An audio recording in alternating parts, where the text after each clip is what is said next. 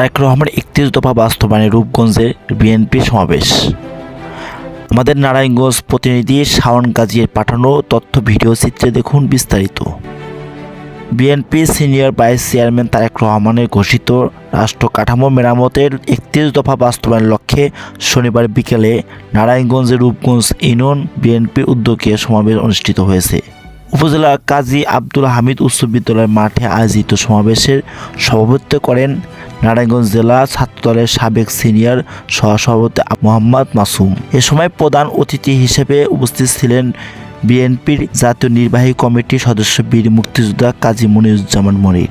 সমাবেশে উপস্থিত ছিলেন নারায়ণগঞ্জ জেলা বিএনপির সাবেক আহ্বায়ক নাসির উদ্দিন, যুগ্ম আহ্বায়ক শরীফ আহমেদ টুটুল, জেলা যুবদলের ও ছাত্রদলের সাবেক সভাপতি মোশাররফ হোসেন, জেলা স্বেচ্ছাসেবক দলের আহ্বায়ক মাহবুর রহমান, ছাত্রদলের কেন্দ্রীয় কমিটির সাবেক যুগ্ম সাধারণ সম্পাদক মাহফুজুর রহমান, জেলা যুবদলের সহসভাপতি আমিনুল ইসলাম ইমন সহ আরও অনেকে। সবাই প্রধান বীর মুক্তিযোদ্ধা কাজী মনিরুজ্জামান মনির বলেন, শহীদ জিয়াউর রহমানের আদর্শ তারেক রহমানের রাষ্ট্র কাঠামো গঠনের ৩১ দফা বাস্তবায়নে রূপগঞ্জ উপজেলা বিএনপির ও অঙ্গ সংগঠনের কাজ করে যাচ্ছে। এই দাবি বাস্তবায়ন না হওয়া পর্যন্ত রূপগঞ্জ বিএনপি মাঠে থাকবে। আমরা লড়াই করতে জানি, ৭১ সালে লড়াই করে এই দেশ স্বাধীন করেছি। অনুষ্ঠানে সভাপতি আবু মোহাম্মদ মাসুম বলেন, তারেক রহমানের ঘোষিত ৩১ দফা বাস্তবায়ন রূপগঞ্জ উপজেলার বিএনপি ও অঙ্গ সংগঠনের নেতাকর্মীরা বীর মুক্তিযোদ্ধা কাজী মনিরুজ্জামান মনির নেতৃত্বে ঐক্যবদ্ধ আছে। রূপগঞ্জ ইউনিয়ন বিএনপির সকল নেতাকর্মী ঐক্যবদ্ধ থেকে দলের সকল কর্মসূচি পালন করার আহ্বান জানান। সমাবেশে কয়েক হাজার নেতাকর্মী উপস্থিত ছিলেন। SMP news 24 news desk. এই ৩১ দফা ১ থেকে ৩১ দফা আমরা আপনাদেরকে এখন বলে শোনাতে পারবো না।